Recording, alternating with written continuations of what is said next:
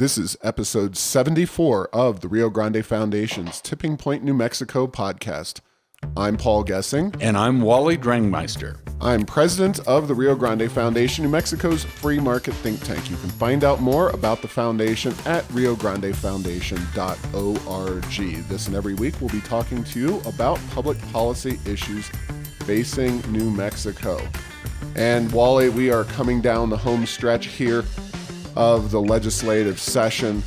Lots of bills flying around the roundhouse. And before we get into kind of the specific bills and a lot of things that we're looking at issue-wise, I think it's important to point out the dynamic and reinforce the dynamic that we kind of all predicted before the session kicked off, even after the election back in November, that this was going to be a session determined by the Senate in terms of what was ultimately going to happen in New Mexico public policy, especially, economic issues facing the state. It's playing out, and I would say that the next week and a half until the end of this session is really a tipping point for New Mexico. What the Senate chooses to do with all of the bad policies coming over from the House truly is going to have a lot to say about New Mexico's future, at least through the election of November 2020, where presumably we could see a Senate attacked in the same way the House was by hardline progressives. And it's really potentially setting up that battle. But the House is passing a lot of legislation, most of it overwhelmingly majority bad. The Senate is passing some things, but they haven't passed things that the Senate has, or the House has, that the Senate is going along with on the grand scheme of things. We're seeing much more reticence in the Senate. Absolutely. At this point, not to make light of the situation, but if there were a bill in the House to tax gravity, it would fly through the House, and then the Senate would have to take it up as to determine how that would be implemented. And we've seen bill after bill after bill that has just flown through the House with very little consideration.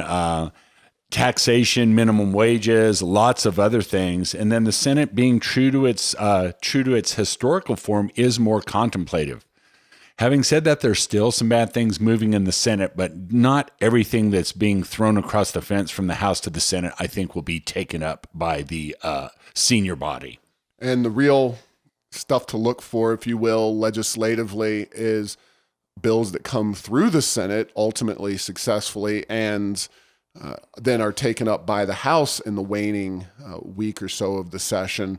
One of those, and we're going to talk to a guest that'll be on a Thursday podcast, Jermaine Chappelle, but SB 489, that is the shutdown of San Juan Generating Station, renewable mandate on electricity generation of 50% with an eye towards going to 100%. That is a big issue we're going to tackle in that particular podcast. I mean, we're dedicating an entire show to it, but that has passed through all of its relevant Senate committees. It'll be on the Senate floor at some point. Now, we'll see when that is brought up. If it is truly a priority of the Senate body as a whole, it will certainly pass, I think, if it's brought up to the Senate floor. And it'll move very quickly through the House. It's one of the governor's top priorities. That one will be a very interesting bill to watch in particular. And without getting into too many details on that, any thoughts on that dynamic on SB 489? Well, in the second hearing over the weekend, there was a legislator who said that he was going to vote for it, but he didn't have a good feeling about it. I don't know what that means exactly, unless, like you said, this is a governor's priority. This is a priority of the caucus, and if you vote against this, you get put on the special short list where they throw a lot of resources at you in the primary. I think some of that may be coming to play. But Senate 489, it'll be interesting to hear the interview on Thursday. But that's a complicated bill, and there's something for everyone to like and everyone to hate in there, and it's created some very strange bedfellows. So we'll see what happens with that one. But the times they are changing, and as you have said, Paul, your analysis of 489 is that it will raise rates, and anyone who talks about putting a cap to avoid that gets shot down because of, that's not reasonable. So I think that is a pretty safe assumption at this point in the process. No doubt about it. And there have been more developments on that issue, not just with the legislation, but side issues that we'll address in that interview. Another bill that wound up going splat, if you will, in the Senate, HJR1, that is the perennial effort to tap the permanent fund for pre-K expansion. That bill died in the Rules Committee. So it didn't make it to John Arthur Smith and his Finance Committee.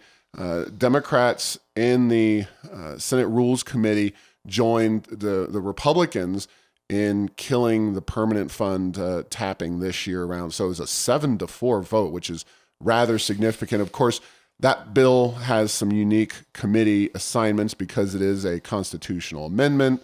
It would have a unique vote total that would have to achieve if it went to the floor, but everyone expects that were it to go to the floor of the Senate, it would probably pass, although you never know. We've seen a lot of committee votes against this tapping into the permanent fund and the pre-K. So another area in which the Senate has restored some degree of sanity there, Wally.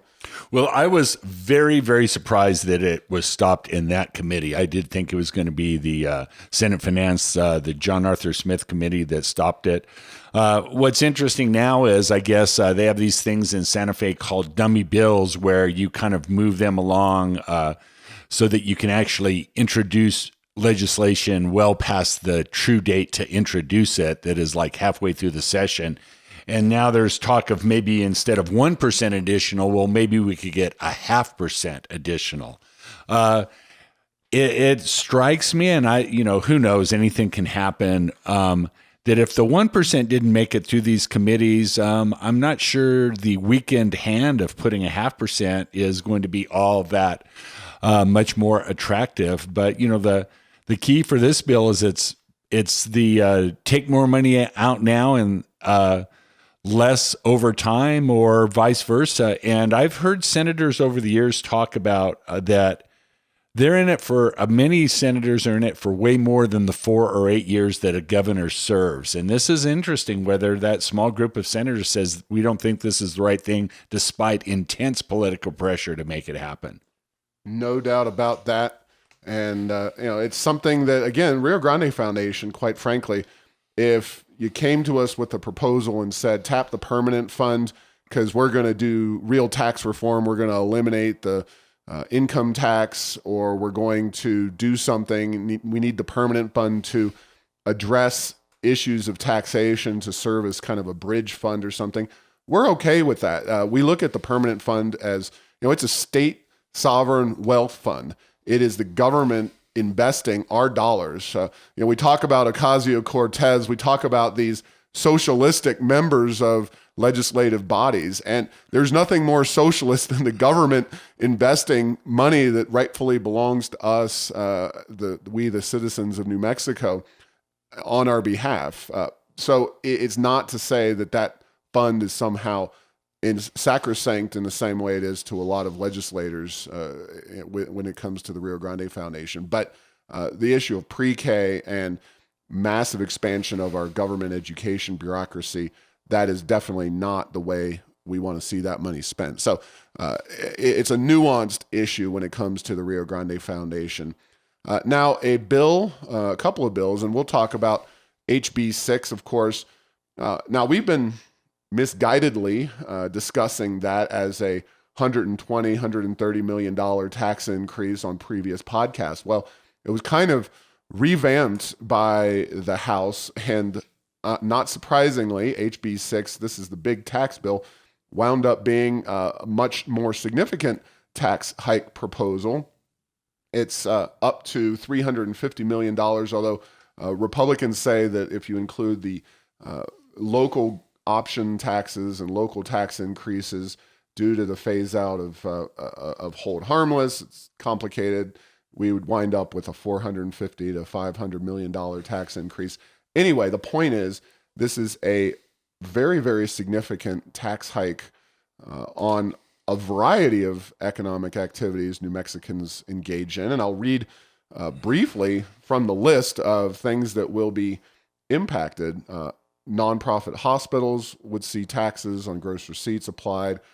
Internet sales taxes would be added and enforced. Personal income tax rate, top rate would go to 6.5 from 4.9. There would be capital gains tax at higher levels, motor vehicle excise tax, tobacco tax on e-cigarettes. You've got, let's see, compensating tax, motor vehicle fees, and there would be a slight reduction in the gross receipts tax, but this is not tax reform. This is not good economic policy. And quite frankly, I think it's bad political policy as well, political strategy, because I don't see this bill getting all the way through the Senate. I just don't see there being that kind of agreement to raise taxes for senators who, of course, are up every 4 years. They're not thrilled to put their, put themselves out there in what it amounts to an election year for them coming up in 2020. I just don't see them wanting to raise taxes when you have that $1 billion surplus. But we'll see. This one kind of got a late start, but it's been flying through the House so far. It got a vote, I think, on the floor of the House already, and so it's ready to go for the Senate when they choose, if they choose to pick it up in the waning days. So any predictions or thoughts on HB 6, the tax increase bill? Well, politically, anytime you raise the gas tax, that's a tax that you can watch the gas tax is not in there. They took it out? They took that out. That is worth noting. I stand mistake. Yes, a lot of people have said the gas tax, and that was in the original proposal, but they took the gas tax out for some reason, which kind of surprising because we've seen, quite honestly, bipartisan support for the gas tax among legislators in past years. So that's the one tax they actually removed from it. So I apologize. Oh, no, and I appreciate the update. I missed that detail. It is interesting.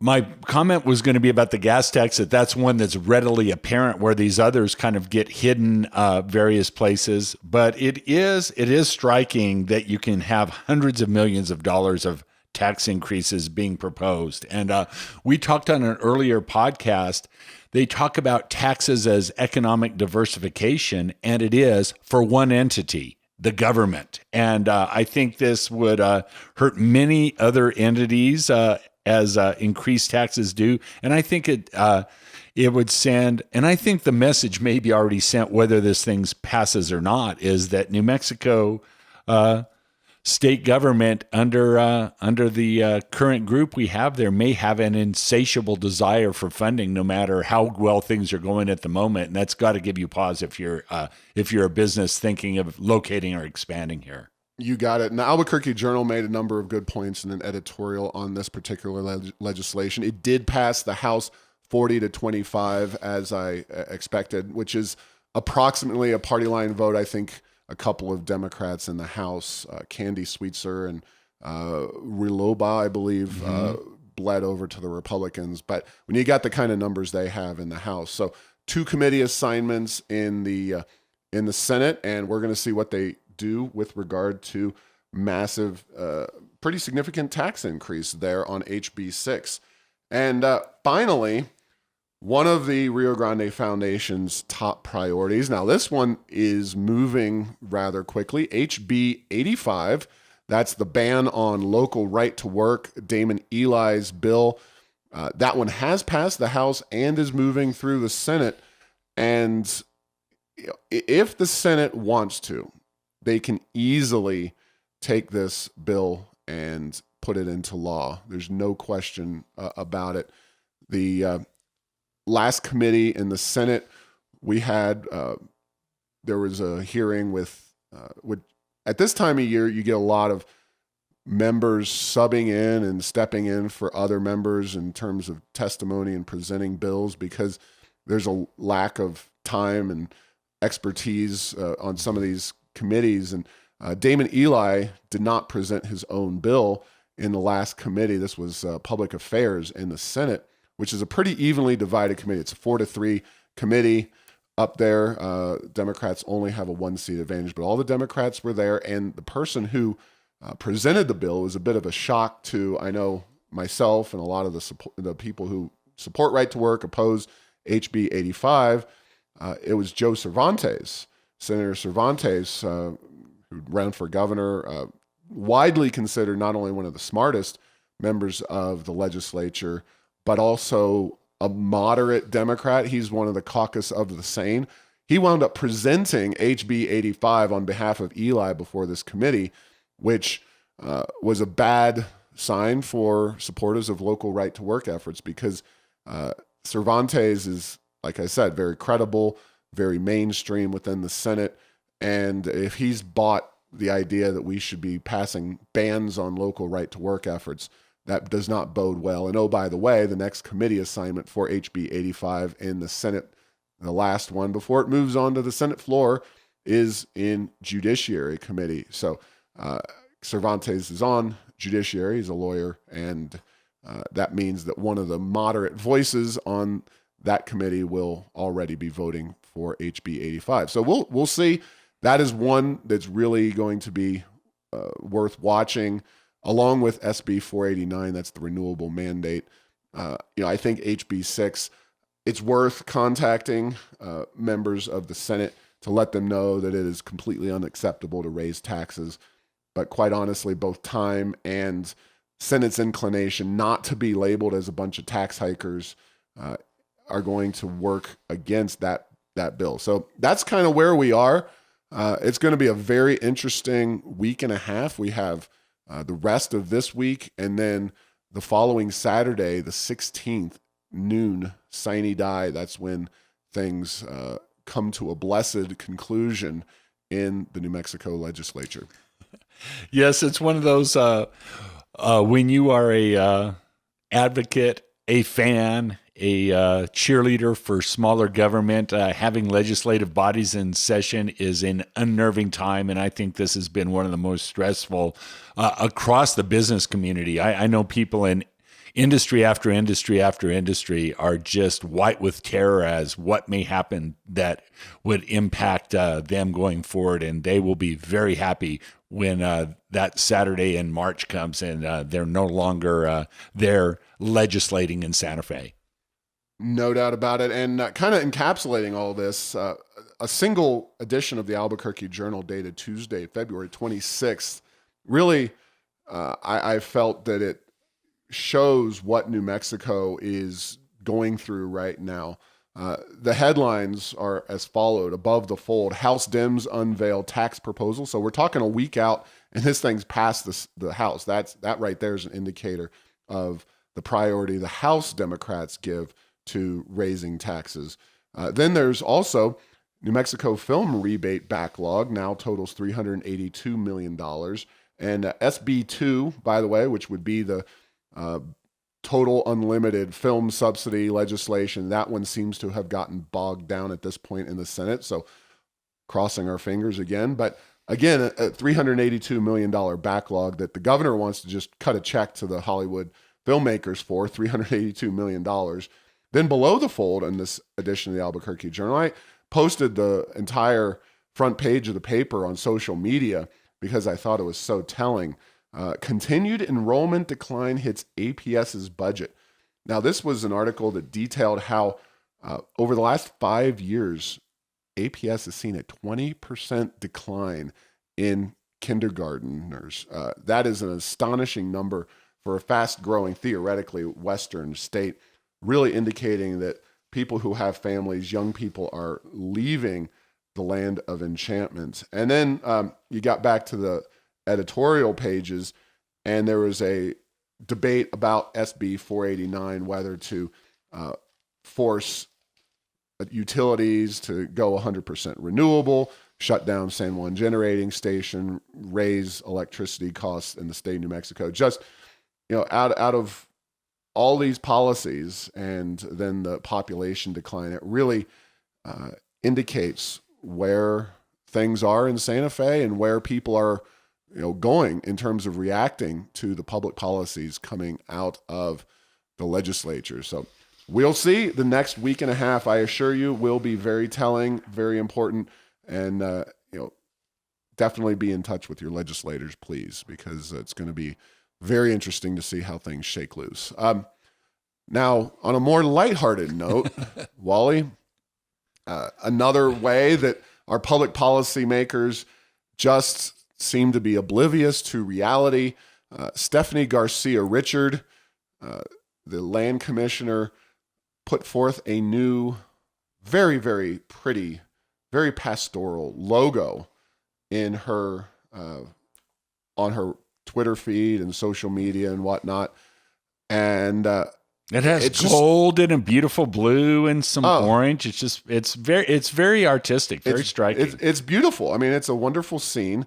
Unfortunately, it is a fantastic scene in the sense that it is one of fantasy. And it attracted my attention. It attracted some others' attention as well. But, some mountains, a nice river, a very direct river. It's not, it doesn't have many twists and turns considering it's coming straight out, literally just jumping out of the mountains and coming right at you. But the only indicator of kind of any human activity there are some lovely windmills. No dead birds lying at the base of those windmills, but you can go, by the way, and check out this new logo at airsofenchantment.com under the helpful title of New Mexico's laughable new land office logo. And it does compare quite significantly with, or contrast with, the one put forth by Aubrey Dunn, the previous land commissioner, which does have a pump jack right in the middle of it. I spoke about this issue with Channel 13. Obviously the logo is not directly going to impact anybody's day-to-day lives, but when you consider that oil and gas generates on New Mexico's state lands approximately 93% of the revenue, again, which supports schools and goes to the budget, even cattle are cute. Come on, Wally. Why can't they put cattle on this? Just got to be windmills, 1.3%, which is vastly more than whatever we generate as a state from renewables, which is 0.01%. I know the reality, the political situation, but Wally, what do you think of this whole kerfluffle?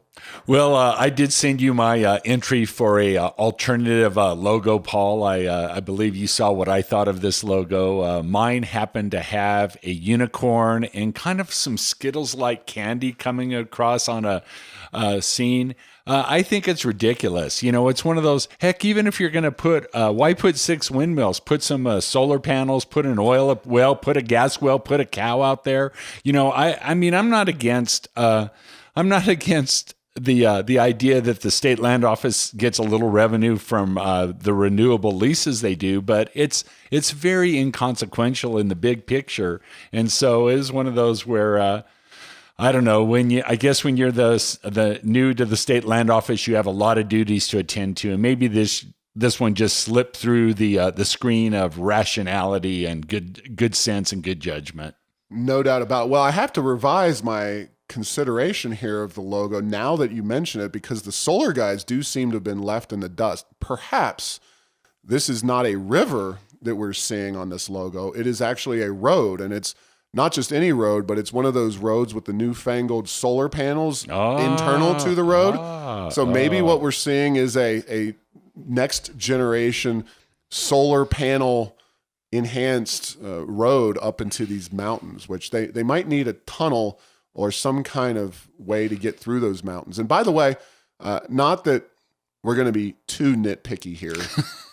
We're already a little nitpicky. We already are. That's okay. But how about some New Mexico mountains? Those seem like those are the Matterhorn from Disneyland. So yeah, you would think that given the scenic beauty of the state of New Mexico, that perhaps even in a fanciful art, flourish, maybe it could be the Sandias or the Oregon Mountains or some other notable mountain around the state of New Mexico. I realize Hobbs and Roswell are not known for their mountain ranges right there nearby, but you can kind of do a little artistic endeavor there. These mountains do look much more Swiss than New Mexican. So that is where we'll leave the artistic discussion of this particular podcast. Definitely check out that posting at arrowsoфenchantment.com. You can see what I told Channel 13 as well, because they thought it was sufficiently intriguing that they wanted to sit and talk about it and have a conversation. It was a very well done story. Speaking of population data, and I know I alluded to this earlier with regard to the population decline of students at kindergarten level at APS, the Pew Center, that is PEW, not PU, but Pew Center on the States, they're a very well-respected group that does analyses on a number of fiscal issue, and in this case, population data. So they looked at 2008 to 2018 population figures for the states. And I know you're going to be shocked by this, Wally, but yet again, New Mexico gets its proverbial rear end handed to us by states. Utah, Texas, and Colorado actually lead the pack nationwide in terms of population growth. Arizona, I believe, is sixth. Even Oklahoma, which, God bless Oklahoma, they're less physically, geographically attractive than Texas, because Texas does have some very beautiful areas on the coast, and they charge an income tax, which furthermore separate. If you're going to move to one of those states, you might as well go to Texas, where you can keep all your personal income.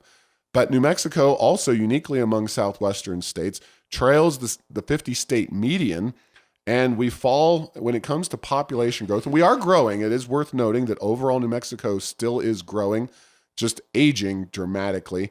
We are in line with Iowa and Kentucky in terms of annual population growth over the last decade, thanks to the Pew Center for the States. Definitely not where you'd expect, given the beautiful weather, the mobility of people based on policies and their temperature and weather preferences. New Mexico just getting completely destroyed when it comes to where people are moving to from Utah, Texas, Colorado, and Arizona. Yeah, it is striking when you see the states that literally touch New Mexico, although, Utah only touches us at one point, if my Four Corners geography is correct. So to be below all of them dramatically, but to also be below the national average, that's pretty striking. And median, sorry, Wally, I know it's a statistical. Yes, no, and the mean, the mean, median, and the mode. So go. Yes, but that's striking that we are that low. Many have called 2008 to 2018 the lost decade for New Mexico, and this chart certainly gives some credence to that characterization. No doubt about it, and we'll see. Hopefully, it turns around. I question, based on the policies being put forth in Santa Fe, whether there is the will to change the way New Mexico operates. We're talking about a lot of bad bills dying. We're not talking about any good bills that we're seeing passed. It's really very slim pickings when it comes to any positive economic reforms happening in Santa Fe. And things could change. And it is worth noting that while Governor Martinez was in office for 8 years of that decade, she did not have a free hand to implement her public policies by any stretch of the imagination. Never had the legislature in line with her. Of course, 2 years of the House being under Republican control.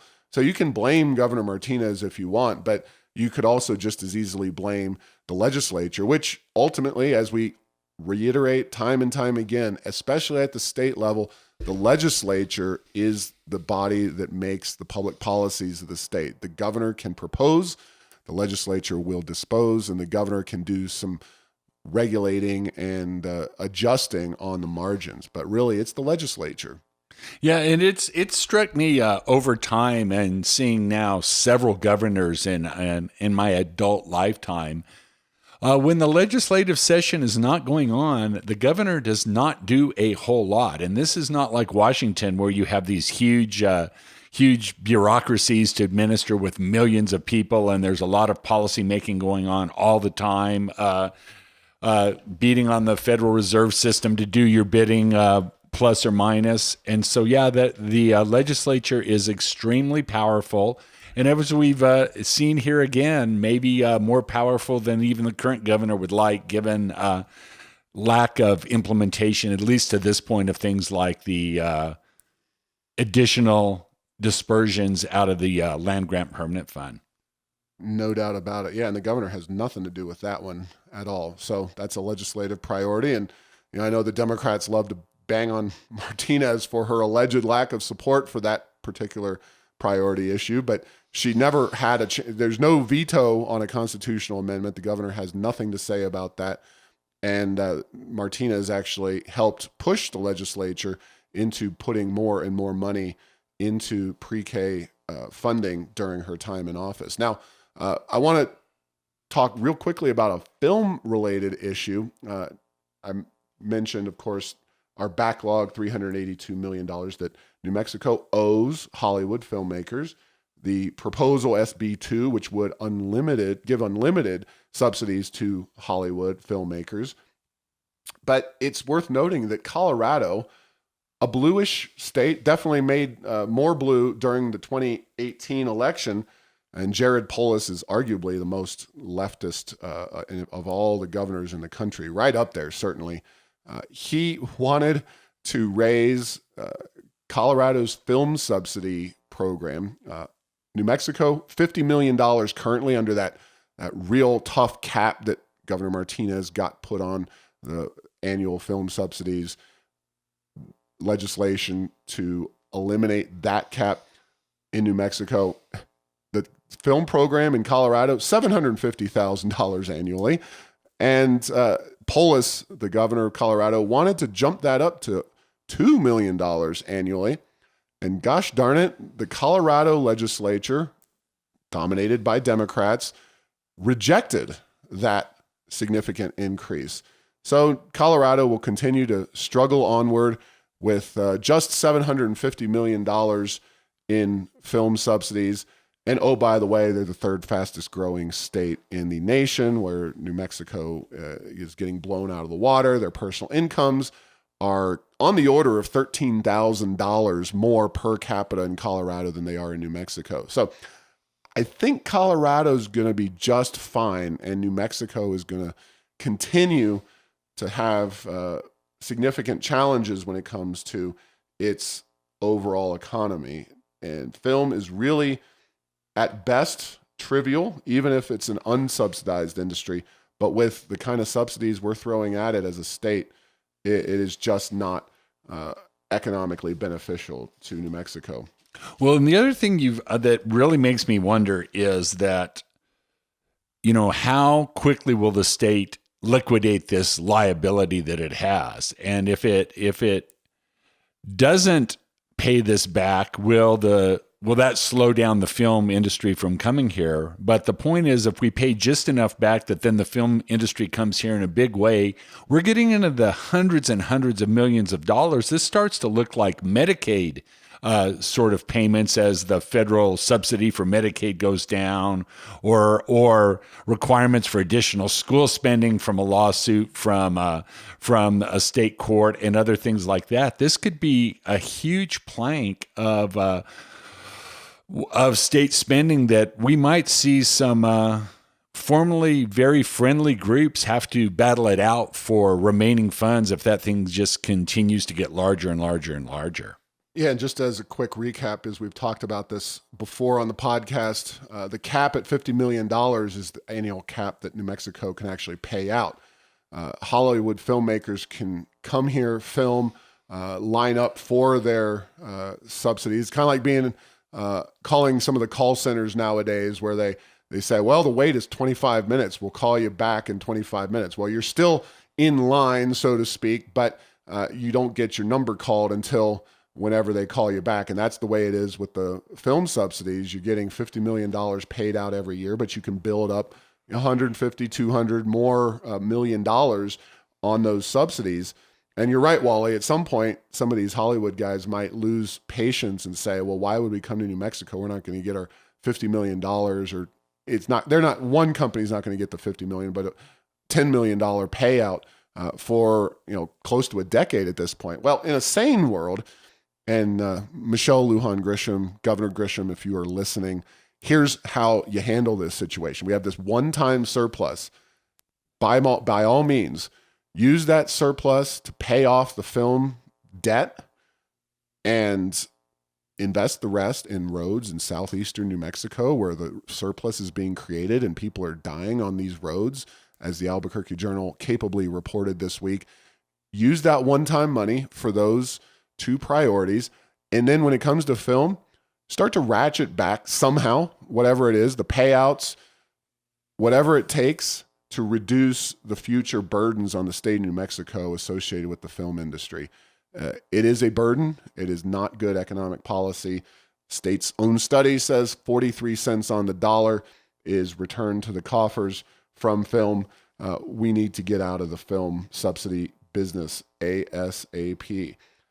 Lastly, again, Albuquerque Journal on Monday, March the 4th. So just recently, there was an interesting article from a couple of physicians, including the Secretary of the Human Services Department, David Scrase, Scrase, and they talked about New Mexico's challenges with Medicaid. We are at the number one slot on a list, Wally. Unfortunately, this is generally not considered a good one, which is most reliant on public forms of quote unquote insurance, or really what it is, welfare.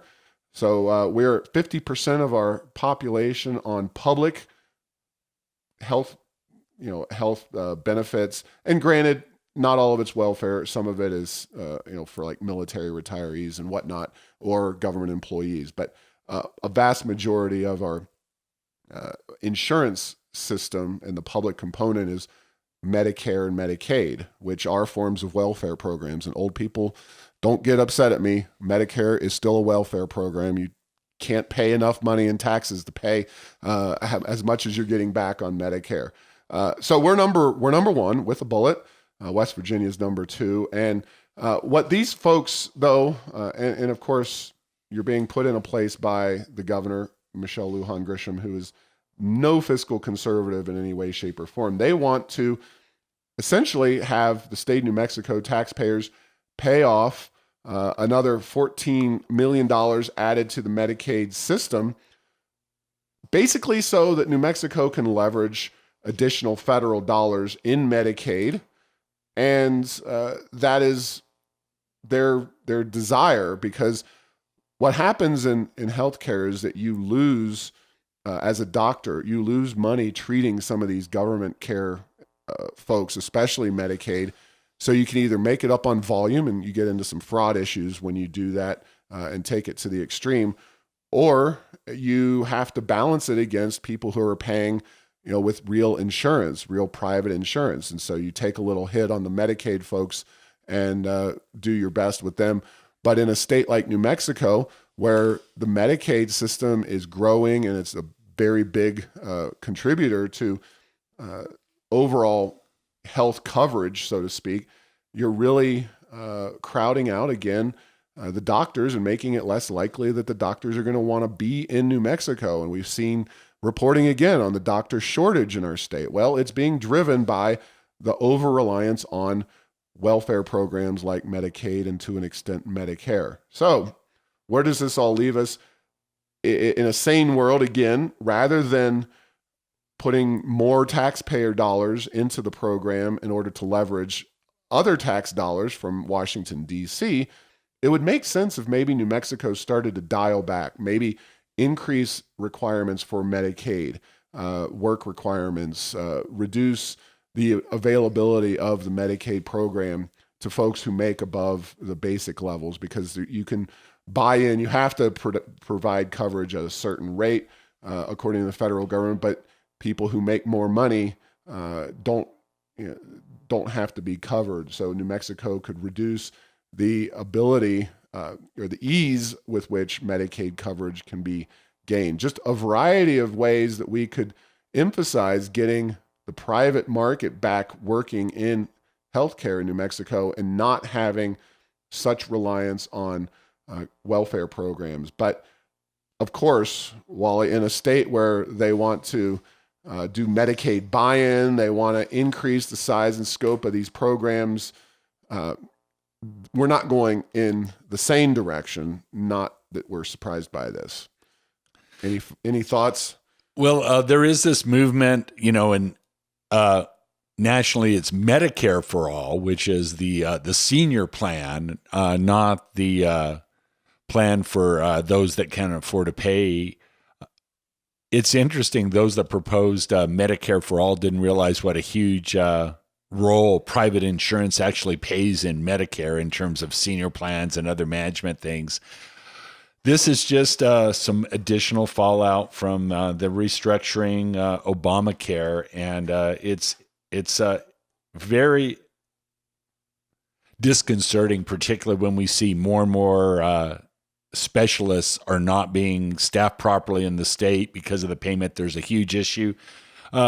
I know that $14 million is nothing to sneeze at. That's actually good news, and that they're talking about a relatively small amount of money that might fix a problem in New Mexico, as opposed to something like now the film tax credits, hundreds of millions of dollars. So not to be happy over a sad thing, but it is interesting. We have huge problems, and it's interesting that half our state now is covered by the federal government in terms of their health care. Number one in the nation. Interesting. Yeah, that is from the Albuquerque Journal, Monday, March the 4th. And it's something that we definitely need to get more New Mexicans off of government welfare programs into the private workforce. Of course, that becomes more and more difficult as we attract retirees, older folks, and that is a separate issue from Medicaid.